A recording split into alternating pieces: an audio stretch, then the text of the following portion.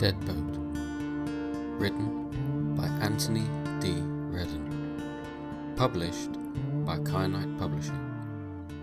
Read by the author. Chapter 1. The air was stale. Small caged pyres burned the worthless belongings of previous inmates that had since been ushered to their death upon the gallows of Old Town. Groups of men and children huddled around the glowing embers, trying to warm themselves against the bitter November chill. In the distance, bell tolls from the church reminded those who still cared that people were going to die today, and tomorrow, and the next day. People never stayed around for long after the governor had condemned them, and the governor tended to condemn everybody that stood before him. Spain of 1726 was a terrible place to live, but a far worse place to die. As the jailer struggled with the aged lock and forcefully swung open the cell door, everyone seemed to hold their breath in anticipation. The large Neanderthal of a man stepped into the room and proceeded to hack up phlegm before spitting carelessly into the crowd of silent onlookers. The thought of rushing the jailer and breaking away to freedom had long since been eroded from the thoughts of the inmates, who had now come to mostly accept their fate. The jailer paused for a moment, contemplating his next move, then gave a huge sigh and plodded further into the squalor. 2 rough-looking, heavy-set guards followed him in and stood by his side, waiting silently for their superior to make some gesture or command. The jailer slowly scanned the room, a look of disgust upon his old, weathered face. "Who wants to hang today?" he asked the room. Everyone could instantly feel their hearts and stomachs drop, though this daily routine was a familiar and tiresome affair. The jailer walked up to one of the pyres, stretched out his hands and rubbed them together to warm himself. His movements sent wafts of smoke spiralling through the cell, small particles of ash and glowing embers fluttering around in the air like dying fireflies. "Well?" Nobody answered. Heads hung low in his presence, and the inmates' eyes had all closed, willing him to leave, hoping that they would not be selected today. The jailer glanced back at his colleagues and casually gestured for them to move in. The 2 men obliged, and instantly began dragging random people to their feet for scrutiny. "I need 8 volunteers, 8! That's all. The rest of you can have a day's reprieve." Again, nobody answered. By this time the 2 guards had roused a dozen men and children, who were each standing silently in line against the wall. The jailer turned and wandered up to them. He briefly looked them over, and rubbing his chin in contemplation, he pointed to 8 placed at random intervals down the line. The others quickly slumped back to the cold, wet, cobbled floor. "Thank you for volunteering," he announced to them with a smirk upon his face. Another gesture to his colleagues, and they were ushered roughly from the room. The jailer hacked up another throatful of phlegm and spat it into the pyre's dull flames, causing it to sizzle and crack. He turned and followed the guards from the room. "I'll be seeing you soon," he promised the remaining inmates. The heavy door was slammed shut behind him, and the jailer again struggled with the rusted iron lock until it clunked securely shut. In the corridor, the 8 unwilling volunteers stood in single file. Despite their common predicament, none of them knew any other, except for a father and young son. The boy was no more than 8 years old, and he huddled close to his father's leg as his father wrapped a reassuring arm around his shoulder. The condemned cell wasn't a place for socializing. Most inhabitants didn't feel like making acquaintances.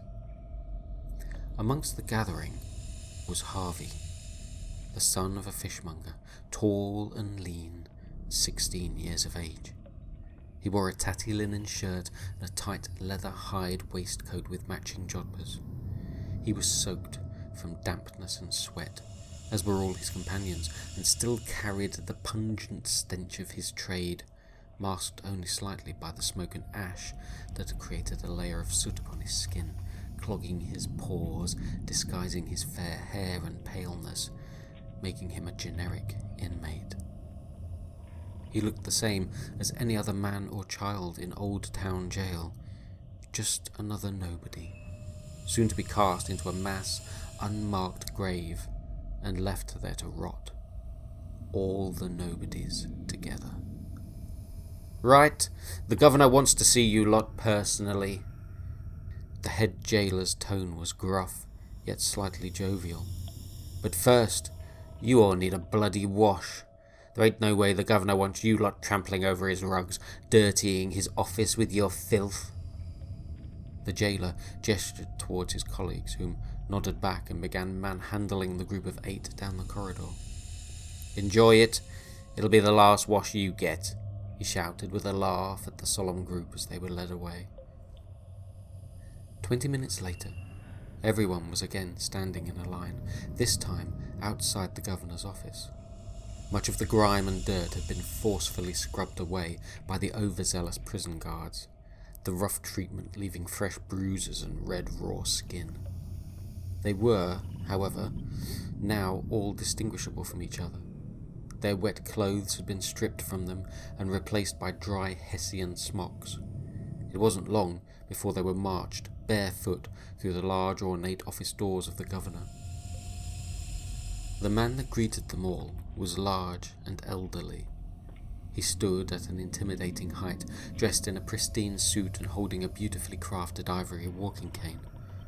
He stood by a large wooden desk and a quaint open fireplace. He placed a half-drunk glass of brandy upon the mantel before turning to face the group of convicts. No introductions were needed. "Who here wishes to die today? Huh?" No response. The father tightened the reassuring grip upon his young son's shoulder as the governor chuckled to himself. He cast a cursory glance over the gathering in front of him, then swept back his jacket tails to reveal a pistol in a side holster.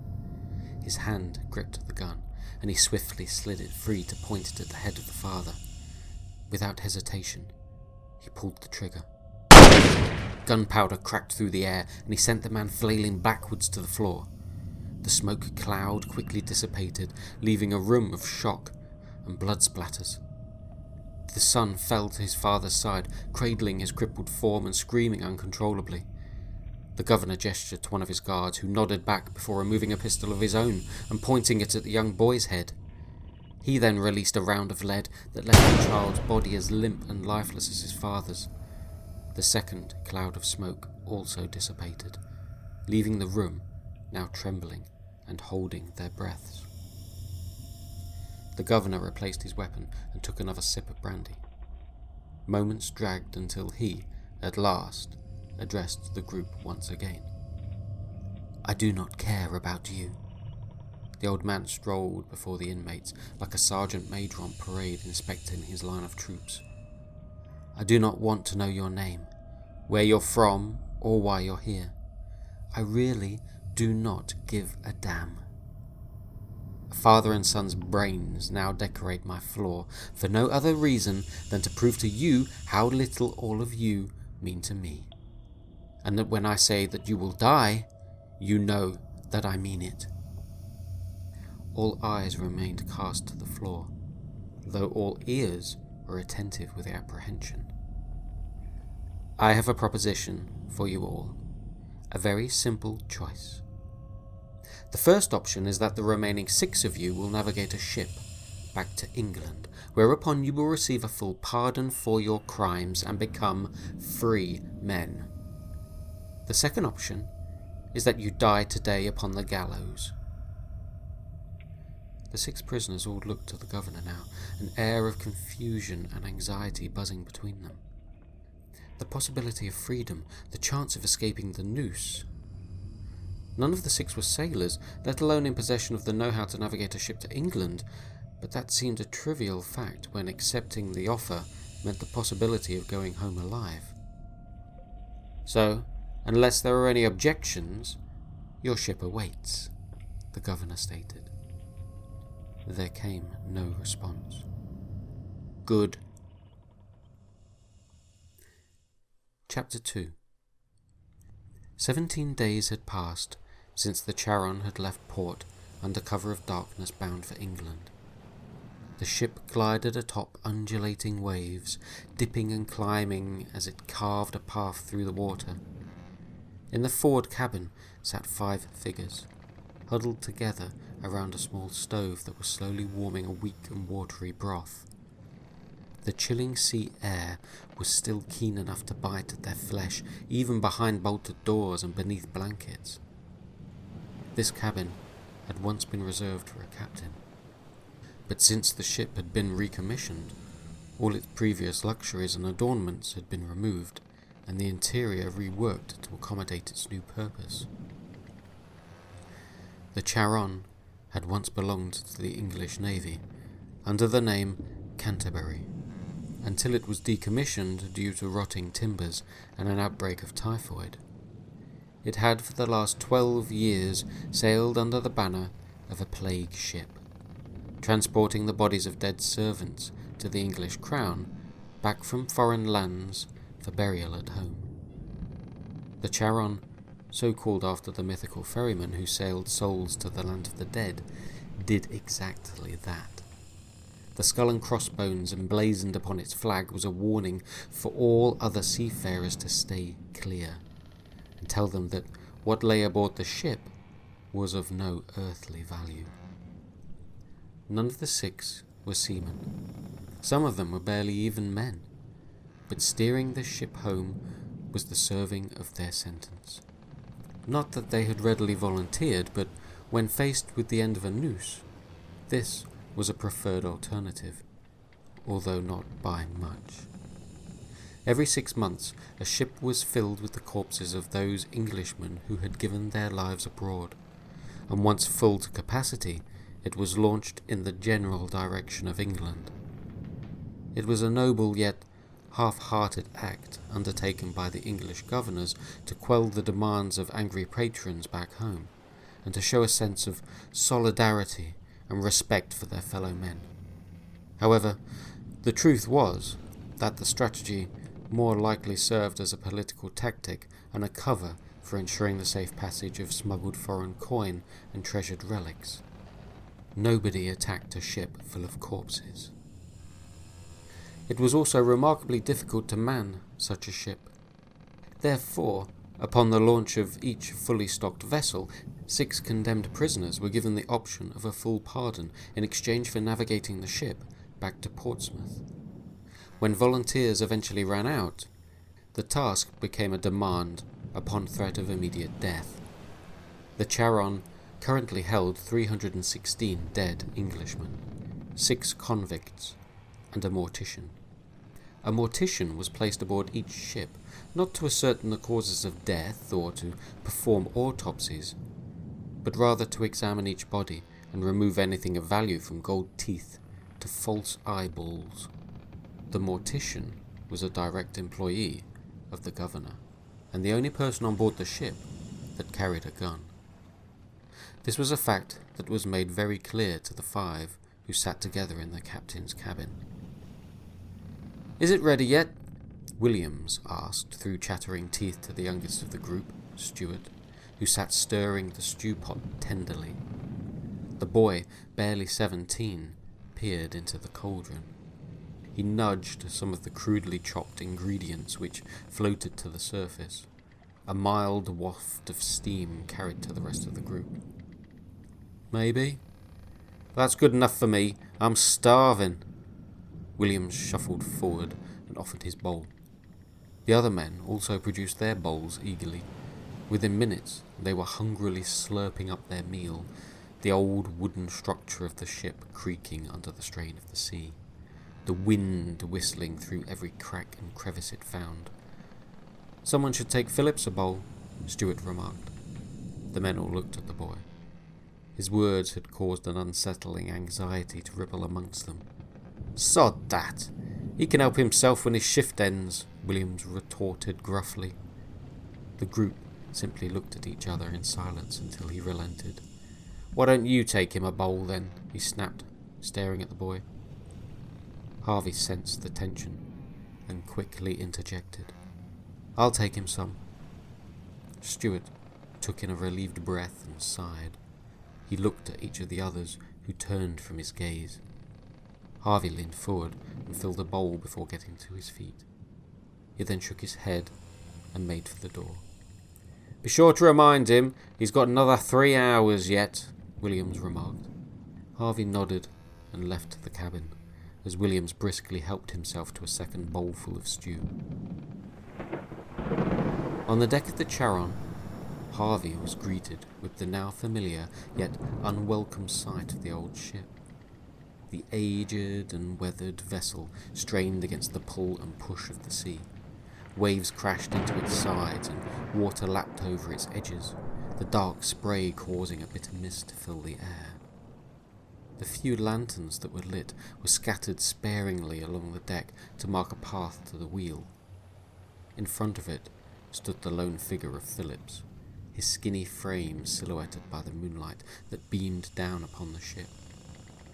He hugged the ship's wheel, his clothing glistening wet. When Harvey finally reached him, Phillips jumped away from him in shock. "What the hell?" Whoa. I've got you some broth." Harvey held up the bowl. Phillips's eyes were bloodshot, and he shivered from the cold. He was an old man, and he had spent most of his adult life in prison. His face was disfigured with scars from numerous bar fights and brawls, and his hands were wrapped in rags to protect them against the rough, splintered wood of the wheel, but they still dripped with blood. He reached out for the soup. "Have you pissed in it?"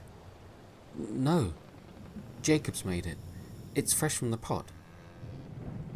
Phillips scowled at the boy before snatching the bowl and drank it down. He coughed and gagged before handing the bowl back to Harvey. "Tastes like piss." "Williams asked me to remind you..." "Sod off!" But Harvey stopped himself. The look upon Phillips's face told him everything he needed to know, specifically that he was going to get a punch if he carried on.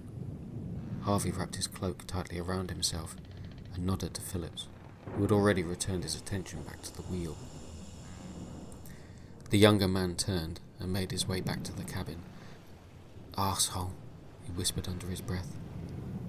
On his way back, Harvey glanced through the window into the upper hold.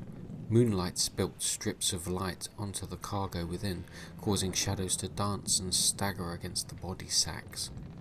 The stench of rotting flesh caused him to gag, and he instinctively shielded his face with one arm. Gazing upward, he could see dozens of old sacks swinging from the rafters with the rocking movement of the ship, each heavy with its contents and dripping with a combination of indiscernible fluids and mould. Hands, feet, and other limbs dangled ungraciously from their Hessian cocoons. Nausea rushed through Harvey's body, and he pulled himself away from the spectacle. A sudden bang against the wooden wall made him jump, and when he turned to look, he could see bloodshot eyes staring at him through a gaping split in the wood. "What are you doing?" someone shouted angrily at him through the wall. Nothing, sir," Harvey shouted back over the howling wind. Before he could turn to leave, the door to the hole had been kicked open, and Harvey was being manhandled into the dark recess of the hold. Chapter 3. Harvey found himself hoisted up roughly by the collar, his feet dangling as he was pinned back against the wall. "What the hell are you doing? Spying on me?" The man stared at Harvey with an angry grimace. The boy could almost feel the man's stubble as he pushed his weight against him. Harvey tried to turn his face away, but was clamped between the man's large hands in a vice-like grip. The man gritted his brown teeth as he strained under the boy's weight, and Harvey closed his eyes, trying not to retch from the foul breath that hit his face, warm, stale, and heavy with the smell of rum. "No, not at all. I'm sorry, Mr. Gibson." Gibson was the ship's mortician. He snorted in disgust before releasing his grip on the boy and sending him tumbling to the ground in a heap. Gibson turned and disappeared into the shadows of the room. But before Harvey had the chance to stand, the mortician was back again, this time with an oil lantern in hand. He hung it on the wall above Harvey before stepping back and perching himself upon a tall stool. The lamplight illuminated the small corner of the hold, and for the first time, Harvey could clearly see around him. He had never been inside it before. Nobody had, other than Mr. Gibson. However, everyone had heard the noises. The sharpening of blades upon the grinder, the sliding scrape of metal as large clamps and shears did their work. Now, Harvey could see the dreaded instruments for himself as they hung upon hooks on the wall. The metal was rusted and old, and only the recently sharpened blades shone through the thick red hue of oxidization. Beside him sat a mop and bucket, obviously used recently. Blood stained the wood, and the dirty red water seemed thick and congealed within the bucket. Gibson's attempts at cleaning had left long streaks of blood upon the floor, a gristly accumulation of indistinguishable flesh and guts lined the edge of the room where he had grown bored of pecking up the mess. Mr. Gibson himself was wearing a full-length leather butcher's apron. It was much like the apron Harvey used to wear in his father's fishmongers, designed to protect you from the inevitable splash of blood and guts as you worked. Mr. Gibson's apron, however, was so saturated and thick with blood that it could never have been washed, even through years of butchering. He wore a dirty shirt with the sleeves rolled up to reveal muscular, tattooed arms. His hands were large and calloused, and looked as though even the lightest grip with them would sand wood. "So what are you doing? I saw you looking." Harvey brushed himself down and readjusted his clothing. "I was just heading back to the cabin and noticed the light through the window. I just..." "You were being nosy?" Harvey fell silent. Gibson continued. "I believe you were told very clearly to stay out of my way and do your job." "I was. I'm sorry, sir. It won't happen again." Harvey's eyes wandered to the sacks hanging in the background. The lantern light revealed more of their gruesomeness. Mr. Gibson noticed Harvey's interest. "Something grab your attention, boy?" Harvey turned back to the mortician. "No. Sorry, it's a..." Gibson rose from his seat and stepped forward to obscure Harvey's view. He then reached beneath his apron and pulled out a military pistol. "I think you'd best be heading back." Harvey eyed the gun with trepidation and backed away. His fumbling hands blindly searching behind him for the door, Mr. Gibson stood tall, stretching to his full height and glaring at the boy in his most menacing manner. When Harvey finally reached the door, he swung it open. "Don't let me catch you spying again, you hear?" Mr. Gibson called. "Yes, sir." Harvey nodded his agreement as he disappeared back into the stormy night. Chapter 4. 3 days later. "Hold him down!" 3 of the crew roughly wrestled one of their shipmates to the deck. Bindings had been wrapped around his ankles and wrists, and he was braced tightly against the wooden floor. As they tightened the slack, the man screamed in agony. Mr. Gibson knelt down next to the man. "I said hold him down! Harder than that! I don't want him fighting me!" Williams, Harvey, and the eldest of the crew, Smith, sat there with all their weight upon the man. "What's your name, sailor?" The man continued to scream in agony. Gibson looked down to the man's ailing left leg, then removed a small knife from his waistcoat and began to tear at the man's trousers, ripping away the cloth, revealing a pale, skinny leg. The man's calf had been torn apart by a large splinter of bone that stuck out awkwardly at an angle. Fresh blood mingled with congealed old blood and gangrenous pus. As the man wriggled, the wound split further and dark blood ran freely. Gibson didn't like the look of it. "Perkins," Smith answered. "What?" Gibson remarked. "The man's name is Perkins." "Ah, this was from a fall yesterday? He fell down the stairs into the galley and broke his leg." "Will he be okay?" Harvey asked. The break was obvious, but he had never known gangrene to set in so quickly. Yet there it was, defying his medical knowledge. "Perkins!" Gibson shouted over the man's howling. "The leg will have to come off!" The man seemed oblivious to the mortician's words. "It'll have to come off," he reiterated to the crew. "You be sure to hold him steady, 'cause this'll bloody hurt." The men were wide-eyed and anxious at the prospect of what was to come, but nodded their agreement all the same. They each tightened their hold on Perkins and pushed down with all their might against the man's wriggling protests. Gibson readjusted his position atop the man and quickly fashioned a tourniquet from his belt, bracing his knee hard against the man's wounded leg. He reached over to the small burning pyre at his side and with a gloved hand removed a surgeon's saw from hot coals, the metal blade glowing bright red from the intense heat. With one hand, he pinched the man's skin taut against his leg, forming a clean site at which to perform the amputation. Many ship's surgeons took great pride in their ability to treat all manner of sickness and injury whilst at sea, indeed awaiting such things with eagerness as an opportunity to prove themselves and build a reputation. Mr. Gibson had once been such a man, and had taken to being a seafaring doctor with relish. His skills had quickly improved and his reputation with them. However, in his later years, he had found that his lust for blood had waned, and he instead enjoyed more the financial rewards that came with working for the governor. He had spent the last few years making this voyage back and forth, his duty simply being to recover any and all items of value for the governor. This he did with ease, provided there were a good few bottles of rum at his disposal. On occasion, however, his skills as a surgeon would be called for, and he easily slipped back into his previous role.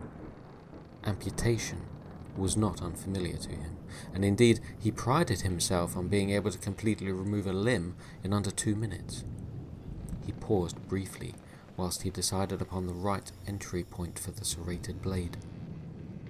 The man's skin instantly sizzled and released a tendril of black smoke as his flesh began to burn and cauterize at the touch of the red-hot metal.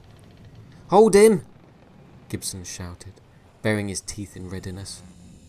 No sooner had he shouted his instructions than he pushed the hot blade deep into the man's leg. The blade slipped easily through the flesh and muscle, and on the backward pull it had already spliced open his outer thigh, allowing the serrated edge of the saw to scrape against the femur bone. The man's screaming intensified, along with his struggling. The 3 shipmates strained against his fighting, but had to avert their eyes, the gory amputation in front of them bringing on even more nausea. There was a sudden jolt, and the man stopped struggling, unconscious from the pain. Gibson was able to build up a rough rhythm with the saw now, each stroke burrowing deeper into the man's leg, tiny flecks of splintered bone flicking up from the wound, and blood sprayed everyone as he worked. The bright blade slowly began to dull, but the heat was still substantial enough to continue burning the flesh, cauterizing as it cut. Within a couple of minutes, Mr. Gibson had completely removed the erroneous limb. The last piece of flesh had ripped and fallen free before the blade even made it to the wood of the deck, and it immediately rolled away with the lolling motion of the ship. The onlooking crew yelped and jumped aside to allow the leg to roll past them as if it was some rabid animal. Gibson continued to hold the blade against the stump to ensure the heat that sealed it enough for him to dress it. "Take him to his bed to rest," Gibson ordered, and the crew obeyed. "Harvey?" Harvey was surprised that the mortician had remembered his name. "Yes, sir?" "Go kick that blasted leg overboard." He pointed a bloody finger up the deck to where the offensive limb was rolling about. Harvey slowly made his way towards it, a nauseous pang trying to climb his stomach as he toe-kicked the leg towards the edge of the deck. Once there, he tucked the toe of his boot under the fleshy calf muscle and flicked it up and over the edge of the ship into the sea. It made a faint splash as it briefly disappeared beneath the surface, then instantly re-emerged and continued to float in sight, bobbing along upon the waves. Harvey watched it rise and fall upon the water as it drifted away from the ship. Chapter 5. 3 days later. William sat within the meagre candle light which illuminated his surroundings just enough for him to be getting a headache. He would have closed his eyes and gotten some sleep if not for the constant moaning coming from the beds opposite him. "Shut up!" he shouted for the umpteenth time at the feverish Perkins. The small chart room at the back of the captain's quarters had been requisitioned into a makeshift hospital. 3 of the crew had now been taken ill in quick succession and were inexplicably getting worse. Perkins swung about within a hammock, his one remaining leg dangling from the canvas envelope. Blood was still dribbling from his stump, enough to have stained the hammock almost entirely. He wrapped his arms around himself, fighting nausea and pain, a bottle of spirits tightly cradled within his grip. On the floor was Stuart, the youngest of the crew. He was lying upon a bed of straw and an old sackcloth. He had vomited more than any person should, and over the past 2 days he had lost almost half his body weight to diarrhea and intense sweats. He struggled to even breathe. The 3rd invalid was Phillips. Phillips had seemed a hardy figure of a man, tight-lipped and offensive if pushed. He had taken more than his fair share of shifts at the ship's wheel, but that was how he had wanted it, and nobody felt inclined to argue. However, he too had gone the sickly way of young Stuart. All 3 were incapacitated and in a huge amount of pain. Mr. Gibson had already checked them over, but had been able to do little to alleviate their symptoms. Williams sat on a high-backed desk chair. He smoked his pipe and grumbled under his breath. The smell in the room was enough to turn his stomach. Despite the small windows being fully open, it seemed as though the room wanted to cling heartily to the vile odour and gas contained within it. Stuart began coughing, his wispy breath barely enough to survive. The cough became a choke, and then he began to shake and jerk as a seizure took hold. His bowels opened noisily, and the dank slime of mucousy feces spilt out of him and all over the floor, instantly saturating the straw bedding and trickling along the ruts in the wooden floor. Williams got to his feet, his immediate concern being for the leather of his boots as opposed to the state of the boy. "Shut up!" Stuart was oblivious, caught in the semi-conscious rapture of his fitting. "Shut up, you dirty beggar!" Stuart did not stop. He continued to shake uncontrollably and to choke upon his own breath and vomit. Williams had at this point had enough and strode over to where the boy lay shaking violently amongst his own filth.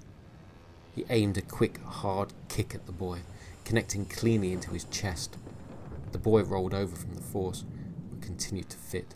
"Shut up, for God's sake! Shut up and die already!" Williams clenched his fists in frustration, and once he could no longer contain his anger, he knelt down and wrapped his hands firmly around Stuart's young throat. He began to squeeze with zeal, his fingers crushing the muscle and sinew beneath the skin. The boy's eyes opened wide and he stared Williams in the face. Determination and hatred boiled within Williams, and he clenched his teeth, exerting every last drop of power from his exhausted body. Williams's face began to take on a bluish hue, and his tongue popped out between yellow teeth as the very life was strangled from him. The door of the cabin swung open, and Harvey burst in. He quickly assessed the room and grabbed a chamber pot. He ran to where the helpless boy lay, swinging the pot heavily upon the head of Williams. It collided and Williams released his grip and tumbled to the floor. "What the hell are you doing? You're meant to be watching over them!" Williams quickly got to his feet, but found himself unsteady and stumbled back against the wall. He held a hand tightly to his head, where a small trickle of blood had already begun to descend across his face. "Watching them die, you mean?" He flinched under the pain of his injury. "God damn it!" Harvey knelt down beside Stuart, whose seizure had subsided and now lay unconscious on his side. Harvey didn't have any medical training and didn't know what he was looking at, but he was happy the seizure had subsided and that the boy was no longer being throttled. He still held the chamber pot in one hand, pointing it threateningly at Williams. "What is wrong with you?" "They're already dead. This is all pointless. Let them out of their misery." "And that's what you were doing, putting him out of his misery." "Aye, and you better watch your back, else I'll put you out of yours and all." With that, Harvey briskly got to his feet and stormed over to Williams, who still leaned heavily upon the wall for support. He had just enough time to raise his head and look the fishmonger's son in the eye, before the chamber pot was brought down upon his head for the second time. This time, Williams didn't get back up. Chapter 6. 7 days later. Harvey cautiously made his way along the lantern-lit path across the ship. He paused momentarily to take a couple of deep, lingering breaths of the bitter sea air, and then faced the door to the cargo hold. All of the crew had heard the gunshots from below deck, and there was only one man with a gun. Harvey had taken it upon himself to see if Mr. Gibson was okay. Brief flashes of light broke through the gaps in the wood panelling as the lanterns inside the hold swung with the motion of the ship. The thick, muggy odour of incense wafted into Harvey's nostrils even through the bracing breeze. Smoke emanated from the room as if it were alight, though as Harvey opened the door, he was not greeted with the pleasing warmth of a fire, but the continued bite of the sea's chill. He entered the room and closed the door behind him. "Mr. Gibson!" the boy called out. Inside the hold, it was eerily quiet, with only the creak of the ship and the twist and stretch of the ropes that held the many body sacks to the ceiling beams to break the silence. The few lanterns that were lit in the room illuminated enough for Harvey to see that Gibson was not there. He noticed that many of the tools were missing from the walls, namely the saws and blades. Harvey slowly picked his way to the back of the room, where Gibson had laid corpses, fresh from autopsy, and partially wrapped them ready to hang with the others. The smell of rotting flesh intensified. The incense was no longer masking the ill fragrance. Harvey could feel nausea spreading through his stomach. Once at the end of the room, he was presented with an open stairway that led down into the depths of the ship's cargo hold. This was where he suspected the majority of bodies were held, and also where Gibson may be. "Mr. Gibson, are you down there?" Harvey slowly made his way towards the top step, carefully shoving away body sacks as they swung back and forth about his head. He peered down into the ship's stomach, but even squinting, he still failed to make anything out. He began to step down into the darkness, one foot after the other, his hand firmly holding the rope banister to steady himself. "Mr. Gibson?" Once at the bottom, Harvey could sense that movement surrounded him. Even before his eyes adjusted to the change in light, he heard scuttling and scraping against the wooden floors and walls. He twisted and turned, trying to follow the sounds and reaching out an arm to create a pitiful barrier around him like a blind man trying to negotiate an unfamiliar room. The smell down in the heart of the ship was thick and sweaty. The saltiness of the seawater mingled with the river of blood that sloshed about and made for a slippery floor to navigate. As the ship rocked and dipped, each footfall was more precarious than the last. Down here, the incense smoke was so dense and overpowering that it burned Harvey's nostrils and made his throat sore. He began to cough as the fumes invaded his lungs and tightened his chest. Slowly, as his eyes grew used to the darkness, he began to notice all the details he had until now missed. The piles of bodies lay 3 or 4 corpses high, wrapped loosely in muslin cloth and wet from the slurry of fluids that covered the wooden floor. Whatever substance had been used to keep the bodies preserved had not been entirely successful. Flesh was most certainly rotting down here. For the first time, Harvey could finally pinpoint the source of the scratching noises. It appeared that this was where all the rats on board the ship nested. They had seemingly made this their home, and with good reason. Harvey could make out dozens of tiny, hairy bodies scampering around the floor and running freely between and over the bodies. Some chased each other with purpose, some sat on hind legs cleaning themselves, and some were eagerly gnawing at the dead soldiers. More than one corpse had pieces missing from his face, and teeth marks and claw scratches bordered gaping holes in their heads where many rodents had presumably enjoyed a tasty snack. Eyeballs hung upon withered stalks, and shriveled lips shrunk back to reveal pained, toothy grins. "What the hell are you doing in here?" Gibson shouted to Harvey, making him jump in fright. Mr. Gibson was smoking a cigarette, and standing beside a large, thick, wooden butcher's block. Upon the slab was the body of a man long since dead. He was stripped naked and curiously handcuffed to the slab like a druidic sacrifice. Upon the man's chest was a large gold-chained pendant. The bulbous stone that sat at its centre was milky white, and the veins of colour that ran through it seemed to move and swirl as if the stone were alive. Harvey had never seen such a stone, and he became transfixed by its strange allure. Gibson held up his pistol and asked Harvey again. "Well, what are you doing here?" "I heard gunshots." "And?" "And I was just checking you were okay." Harvey continued to glance at the pendant upon the chest of the dead man, and Gibson moved to interrupt his line of vision. "I'm fine. You can be—" The dead man violently lifted his head up, screaming and straining under the chains that held him down. It made Harvey jump back in shock, but Gibson merely rammed his pistol against the dead man's temple and pulled the trigger. The gunshot instantly quietened the corpse, a fresh, smoking hole blown in its head. The corpse's muscles relaxed, and its limbs went limp again as Mr. Gibson took another drag of his cigarette. The boy stared in disbelief at what he had just seen. "What the hell was that?" he whispered, barely managing to push the words out. The gruff mortician blew smoke in his direction before giving a heavy sigh. "Buggered if I know." Chapter 7. "I really don't want to hear your bullshit," Williams barked at Harvey as they sat around a small stove eating biscuits and broth.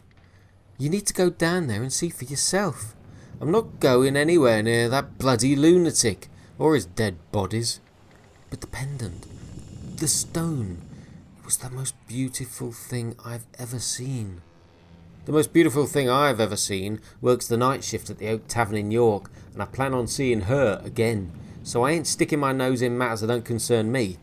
You'd do well to remember that yourself. Those masts are made for hanging more than just sails."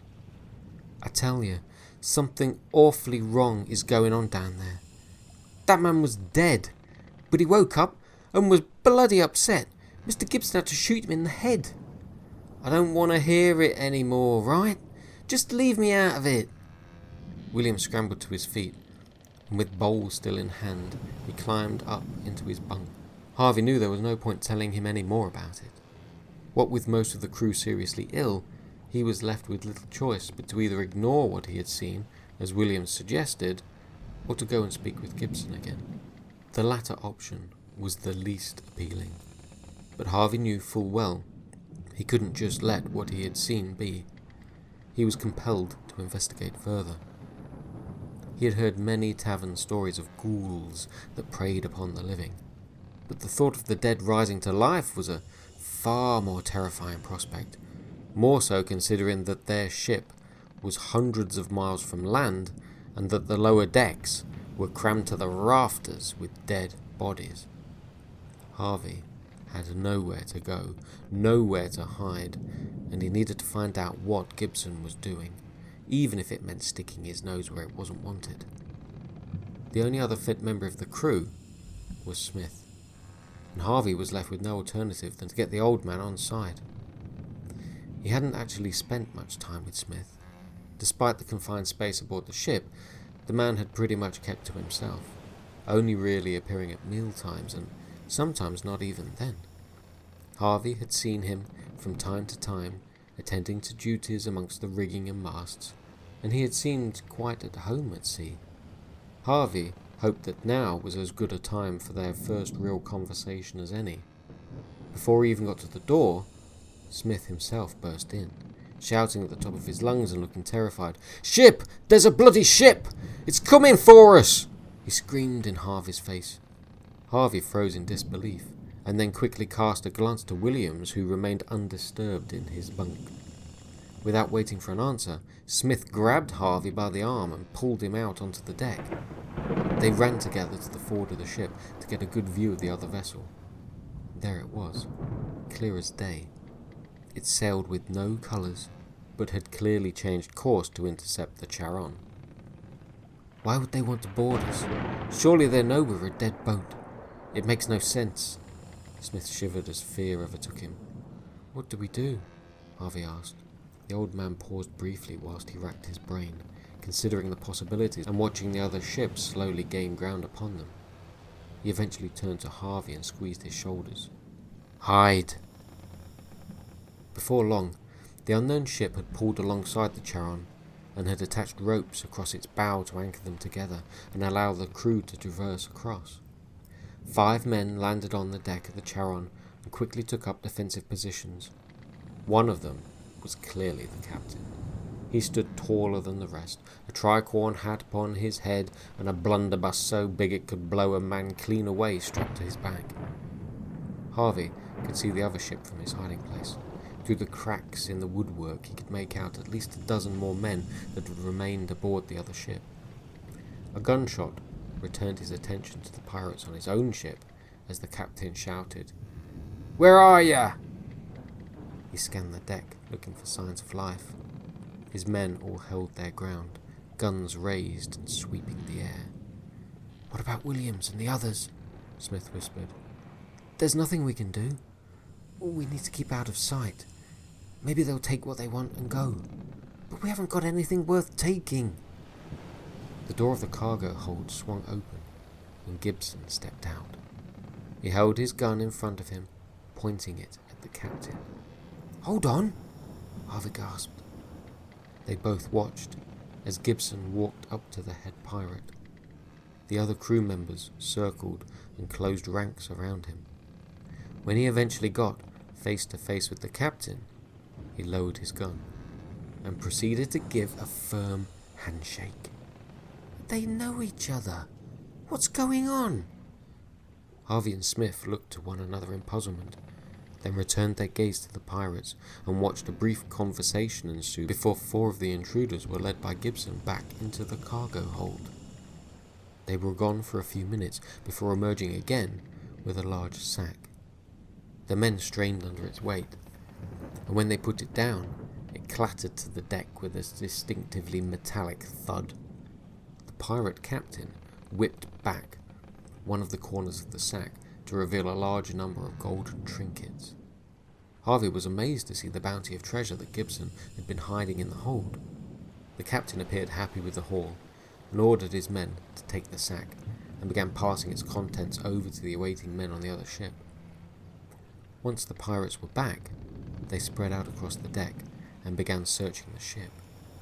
Harvey and Stewart ducked back behind their cover. "We need somewhere better to hide," Harvey said. "They'll kill us if they catch us." The 2 shipmates scrambled out of their nook and made their way further into the bows of the ship. The sound of footsteps upon the wooden boards that were inches from their heads was terrifying. Both Harvey and Smith held their breaths as the pirates continued their search of the ship above them, each footfall making the aged wooden boards creak and complain. Dust and dirt, knocked free from above, poured on the two shipmates as they huddled behind some barrels in the galley.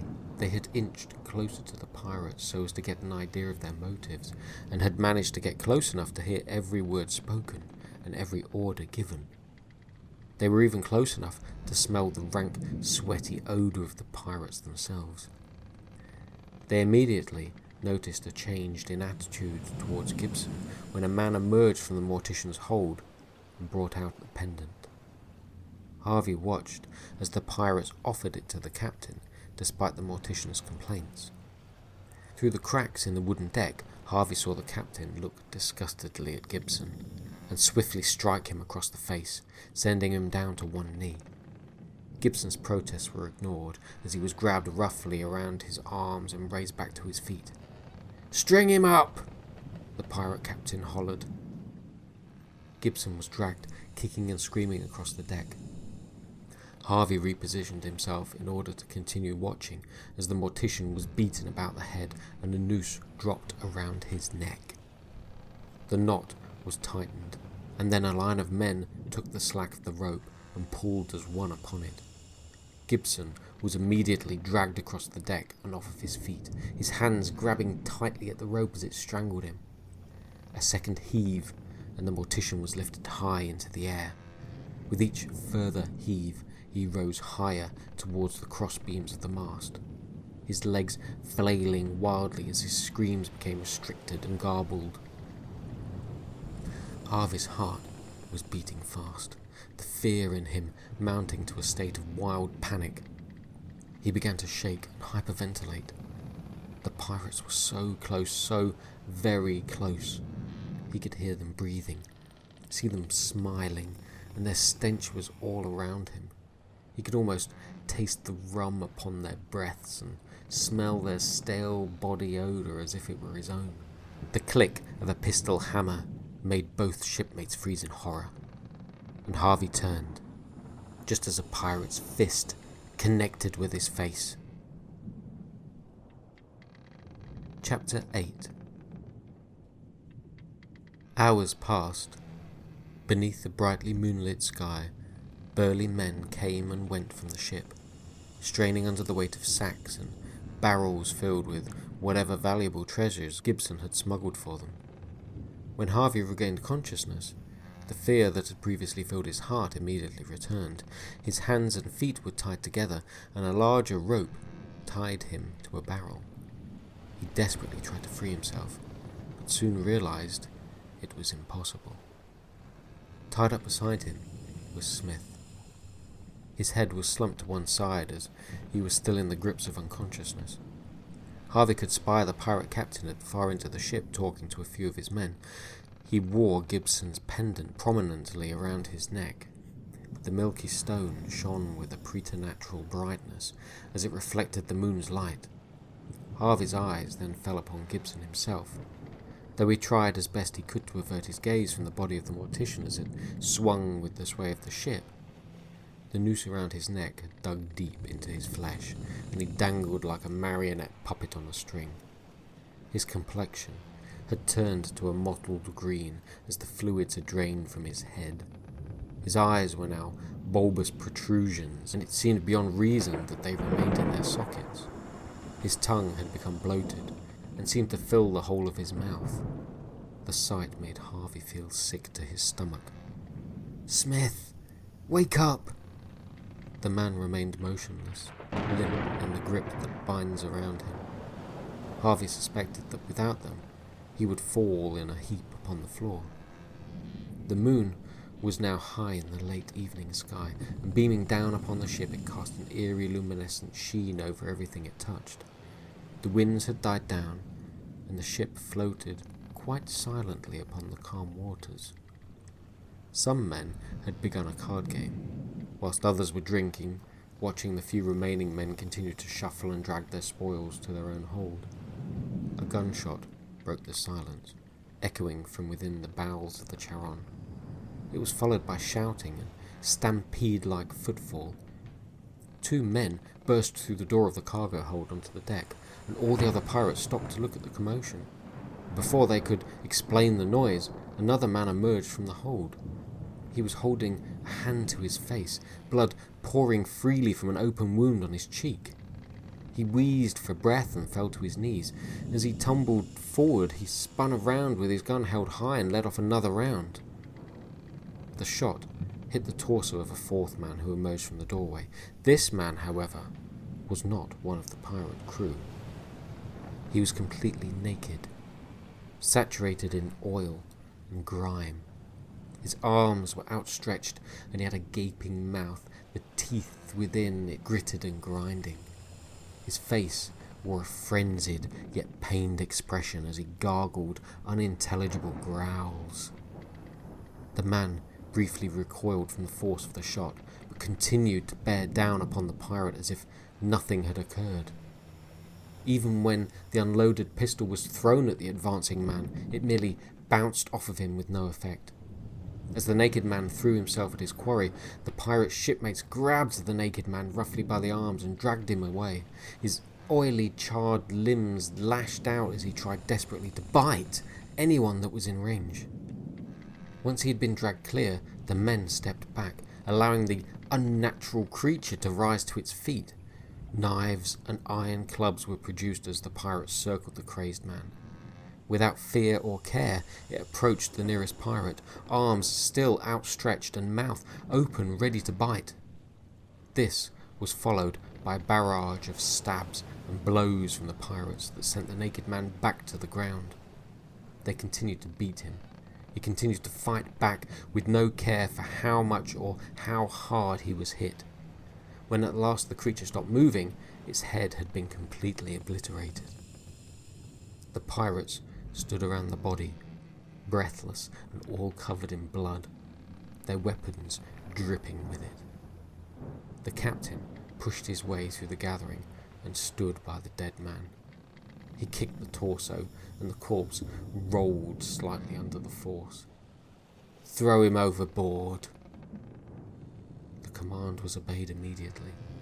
The pirates manhandled the corpse, and soon it was sinking into the darkness of the sea. Chapter 9. "More of them!" The shout rang from somewhere to the left of the deck, and men ran to barricade the cargo hold door, but two more undead creatures emerged, both also naked, living corpses covered in oil and soot. They pushed their way through the door with unnatural strength and stumbled onto the deck, dragging twisted and broken legs behind them as they approached the pirates, with arms outstretched and toothy snarls on their faces. Without hesitating, the men attacked the two creatures, and soon their bodies were being dumped overboard as well. The captain strode over to the hold, picking up one of the lanterns and holding it up to the small window in the wall. Even through the thick dirt that had accumulated upon the glass, he could see more undead creatures wandering about inside, their moans filling the ship. He stepped back from the door and went over to the cargo hold's main loading hatch, which was set into the floor. He lowered the lantern so as to illuminate the lower deck, and found dozens of eyes all staring back at him. They all reached out their arms and groaned in unison, as if being awoken from a state of slumber. The captain stumbled back from the hatch as hands began to reach through the latticed struts. "What the hell?" he screamed in surprise. Harvey watched the episode from his vantage point upon the higher deck, the rope restraints still tight around his chest and legs. His hands had been bound with a finer twine, although the tightness was no less painful. He craned his neck to get a better view of the commotion, but the poor light in the crowd of men that had formed obscured any chance of a decent look. The kerfuffle obviously meant that something was not going to plan. A groan from beside him caught him by surprise, and he turned his head to face his shipmate. Smith was tied as tightly as he. The old man's head had now risen, although it still lolled from side to side. He let out another low groan. "Smith? Bloody hell! I thought you were a goner!" Smith turned his head towards Harvey. At once the boy realized that his shipmate was not okay. Something very peculiar had come over him. Smith lifted his head and gazed at Harvey, but his eyes were not the deep hazel Harvey had come to know. A pair of pearlescent white bulbs replaced them, devoid of life or character. Harvey stared back, unsure as to what was transpiring. "Smith, are you okay?" The old man did not reply. Instead, he strained against his binds and lunged toward Harvey, his mouth wide open, snapping his jaws and barking like a rabid dog. Harvey pulled away as best he could, desperately scrambling against his restraints to distance himself from the man. "Help! Help!"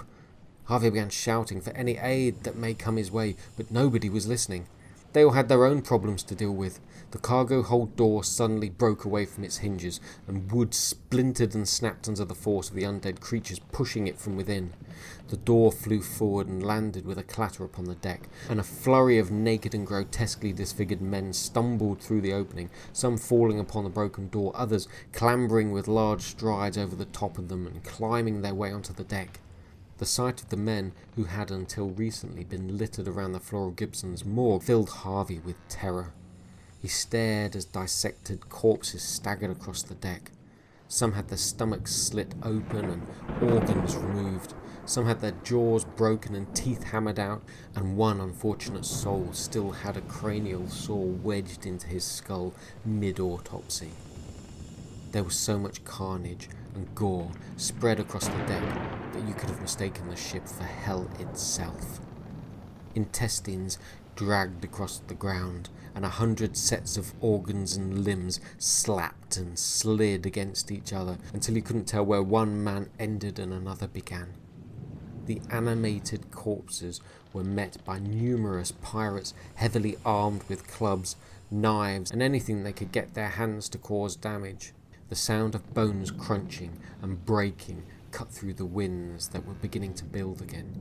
The ship had started to rock as the waves intensified, and everyone fought against the rise and fall. Some men lost their footing and collapsed over each other. Some had grabbed the rigging for balance, and a few brave others were even climbing it in order to find a higher vantage point or some form of safety. Man after undead man emerged from the cargo hold, each demonic and contorted in their agony, until at least 200 had invaded the deck. Each strike, punch, and kick deflected off of them with little effect. Weapons made contact, and visible injury was being caused, with huge gouges and cuts open and reveal the white glint of bone. The blood was slowly flowing, almost gelatinous in consistency. It ran in thick and mucousy globs from open wounds, and soon the deck was a bloody battlefield. The undead men dropped after unearthly amounts of punishment, but even then some continued to gyrate and crawl with possessed limbs that were intent on their frenzied attack. The man at Harvey's side continued to gnash his teeth, trying to sneak a bite of the boy's flesh. His fingers curled and crooked, scratching at nothing. His whole body as possessed as the disembodied limbs that continued to slither and crawl across the deck. It was as if his very flesh had a life of its own. When one of the pirates came close, Smith tried to claw and bite his face. Harvey screamed at him, "Help me!" The pirate turned to Harvey in consternation, only to have another frenzied man overpower him and sink his teeth deep into the pirate's cheek. The pirate screamed in agony, the undead man's clamped jaws ripping the plump flesh from his face. Muscle flapped back from it, exposing the pirate's bones. Pirate and attacker scuffled across the floor in a desperate tussle. Harvey watched, and Smith craned his neck and strained towards the men on the floor. He panted and groaned with a frenzied passion that Harvey just couldn't fathom. Was he that desperately drawn to the men? Was it anger or thirst for action that drove him, or was he just being driven insane by whatever evil magic was animating all of the dead? Whatever was driving the insanity, Harvey knew he needed to get away from him and off the ship, to find some place far away from everyone. somewhere he could be safe. But first, he needed to escape his bindings. They were still painfully tight around his waist and legs. His continual wriggling had not loosened them. Harvey noticed some of the undead soldiers advancing up the stairs towards them. Some staggered and some crawled upon their bellies, tendrils of intestines and fat dragging behind them. The storm had picked up, and the roll of the ship had caused everyone to weave and fight against the incessant tilt of the slippery floor. Harvey began frantically struggling against his bindings, but knew with a heavy heart that he wasn't going anywhere. He could do nothing but watch the advancing horde of living dead with horrified anticipation. Bloody hands stretched out towards him, clamping with incredible strength around Harvey's ankles and legs. Frenzied corpses clambered over each other to get to the boy, and each jostled to be first to their prey. Hands clenched his arms, and rough bony fingers clawed at his neck and pulled his hair. Harvey held his breath in anticipation of the gaping bloody mouths closing in, and then they were upon him. Teeth biting down upon his flesh, bloody fangs piercing his skin and gliding through layers of muscle to the bone. The pain was immediately unbearable, and he screamed like he had never screamed before. His lungs burned, his eyes bulged from their sockets, and he threw his head back in agony. Every sinew burned, every muscle strained against his restraints, until at last the pain was too much, and he fell into a dark, tumultuous unconsciousness. Chapter 10. The first thing Harvey was aware of was the agonizing pain that ran through his body. The next thing was the menacing glare of Williams, who knelt next to him, attending to a dressing on the boy's ankle. Harvey flinched and attempted to scramble away. He quickly gave in to the clutch of deep inner pain which crippled the idea from his thoughts. He bent double as spasms ran through his stomach.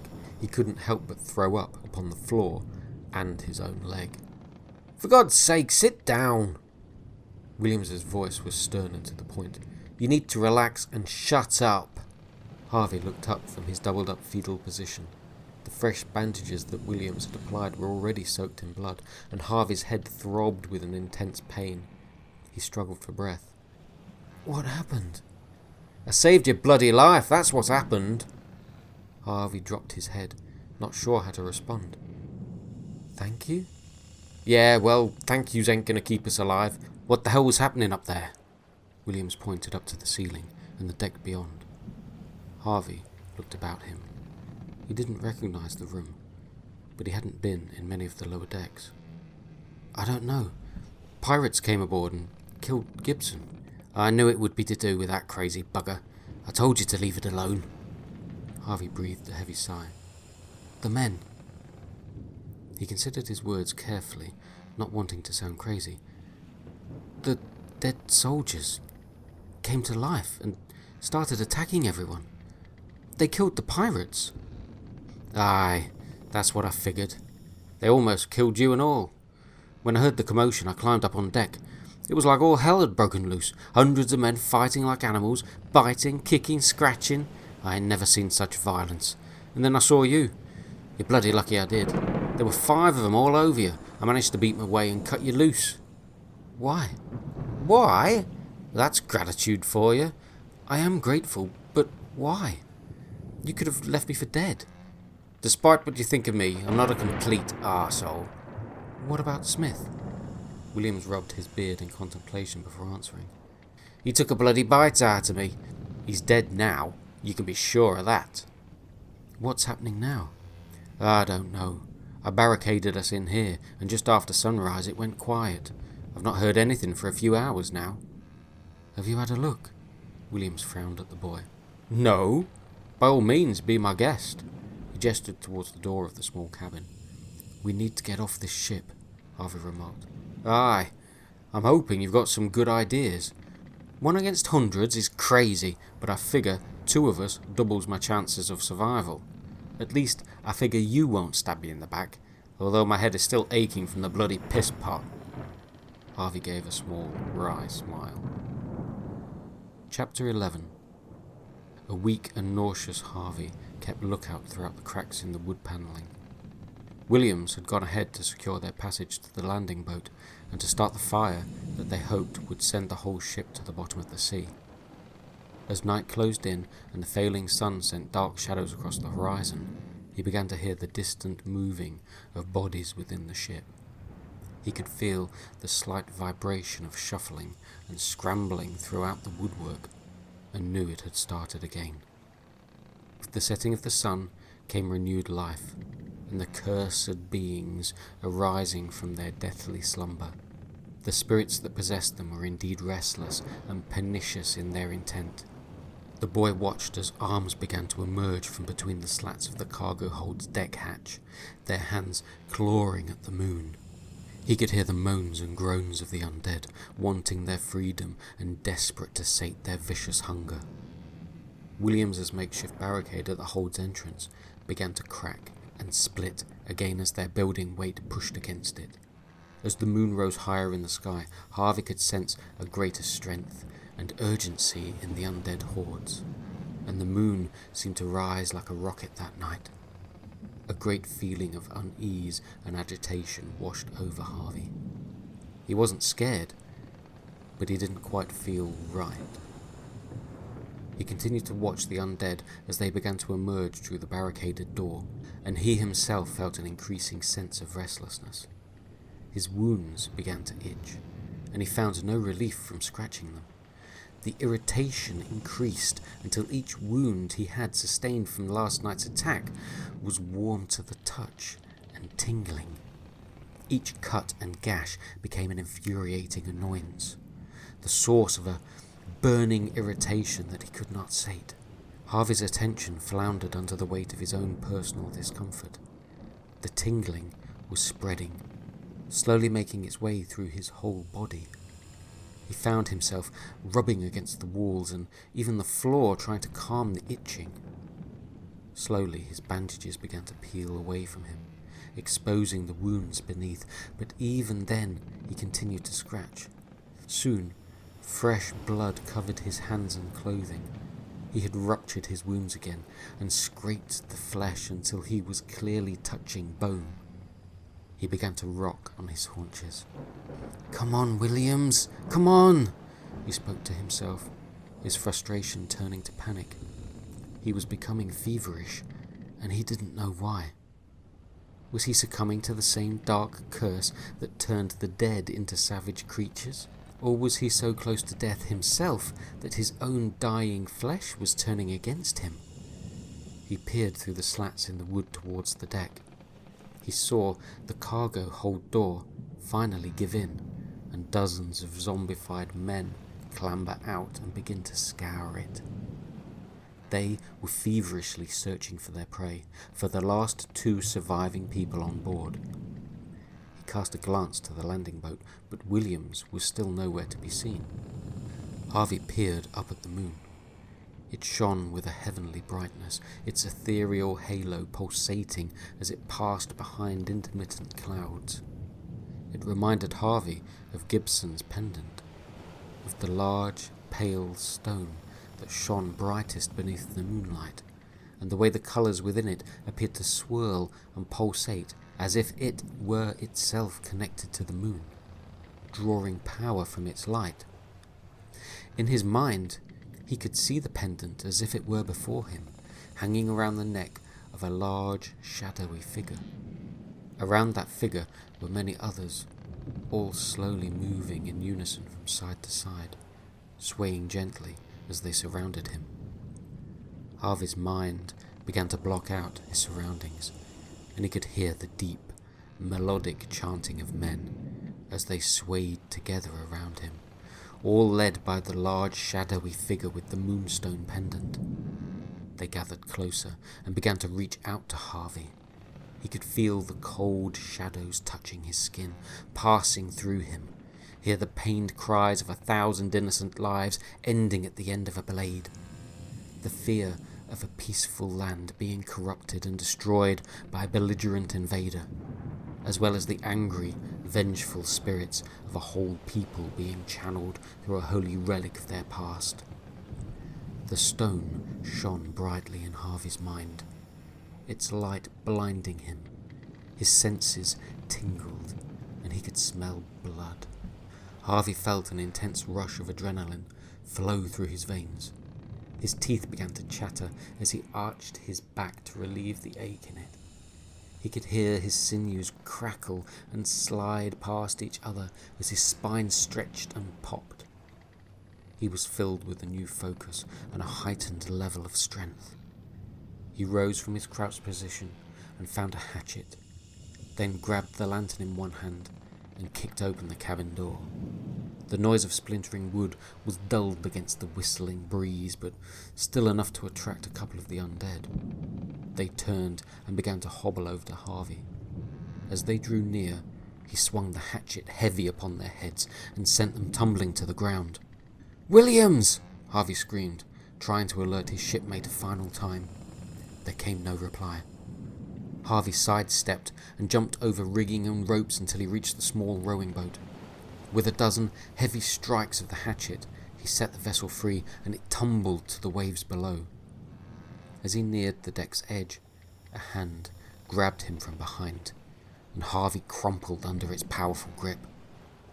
He turned as a vicious jaw clamped down on his shoulder, splitting his flesh from his bone. He screamed in agony and pushed the attacker away, a chunk of his shoulder still dangling from the creature's mouth. It was the pirate captain. There around his neck was the pendant, its bright stone pulsating like a heartbeat. The captain started back at him. This mind clearly projected no thought but to kill. With his arms outstretched and teeth bared, he screamed an unholy howl as he lunged towards Harvey. The boy swung the hatchet and landed it squarely into the face of the pirate captain. It wedged in deep, and Harvey had to release his grip upon it, leaving it embedded. "Oi!" The holler came from across the deck, where Harvey could see Williams waving a hand to attract his attention. He was desperately kicking away undead creatures as they converged upon him. He held aloft a burning lantern, and other small fires around him had already begun to spread. "Williams, come on!" But Harvey could see full well that Williams was not going to make it to him. He watched as the man fought against the onslaught of demonic monsters, grabbing at him and gnawing at his limbs. Harvey stared helplessly as his shipmate was overpowered and stumbled from the upper to the lower deck. He staggered across the floor, edging too close to the cargo hold lattice. Arms grabbed at his feet and legs, and he began to flail about trying to free himself. Harvey could do nothing but watch. But as he looked on, the captain was back at him again. His hand grabbed the boy about the throat and squeezed tightly, restricting his breath and forcing him to pull away. He could feel his footing begin to slide from under him, and in that instant he lunged forward and grabbed hold of the undead captain in an instinctive attempt to regain his balance, taking hold of the moonstone pendant that hung around the captain's neck and clinging to it. He dragged the captain towards him, and they both toppled over the edge of the ship and crashed into the sea below. Chapter 12. 2 weeks later. "He's dead, sir," a junior night watch officer reported to his superior. "No shit," the chief replied, looking the green, skinny corpse up and down. "The harbour master reported the boat drifting in with the tide. When he dragged it in, he found the body and reported it. He only looks like a kid." The chief scrunched up his face and put a hand to his nose. "He bloody stinks. Looks like he's been eating himself." He pointed to the boy's mangled arms and feet and the congealed blood around his mouth. "It's too late in the day for something like this. I've gone right off me dinner now." "What shall we do with him, sir?" The chief poked the corpse with a stick, and the decayed body sloshed around amongst the filthy slime and blood that filled the bottom of the boat. The dead boy's arm dropped free, and within its deathly grip was a thick, glistening golden chain. The pendant upon it held a large milky stone, which flickered and swirled with an unnatural aura beneath the early evening sky. "Hello, what's this?" the chief mumbled. "Maybe this poor soul wasn't so innocent after all, sir. Looks like we might have a little thief on our hands." "Blimey, now that is a thing, isn't it? Makes you wonder if this little tow rag was making a getaway with treasure and got his comeuppance." "What shall we do with him?" The chief got a fresh whiff of the decayed flesh and turned away in disgust. "Send him to the morgue for now." "What about the pendant?" "Bag it and tag it. Send it in the wagon with the boy. I'm sure it can all wait until after the weekend. Lock them up together in the morgue, and I'll send someone down on Monday morning to sort out the paperwork." "Right you are, sir. Right you are." The junior night watchman grappled with the corpse of the boy. He dragged it from the boat, bit by bit, and wrapped it in hessian, then manhandled it into the back of a waiting wagon before having a closer look at the pendant. The stone appeared to swirl beneath its glassy exterior as if the light were reacting with it, eliciting a silver and blue shine. It was mesmerizing. The officer let it reflect the evening moon's glow. "Sometime this evening, Jones," the chief shouted at his subordinate. The man wrapped the pendant in matching hessian and tossed it into the carriage with the dead body of the boy. "Sir, are you sure about leaving him till Monday? He's going to kick up an awful stink in there." "That's why I have you, Jones. Guess what you'll be mopping up Monday morning?" A dejected Officer Jones grimaced at the thought. "Thank you, sir." "Stop fretting, Jones. The morgue is just full of dead people. They aren't going anywhere."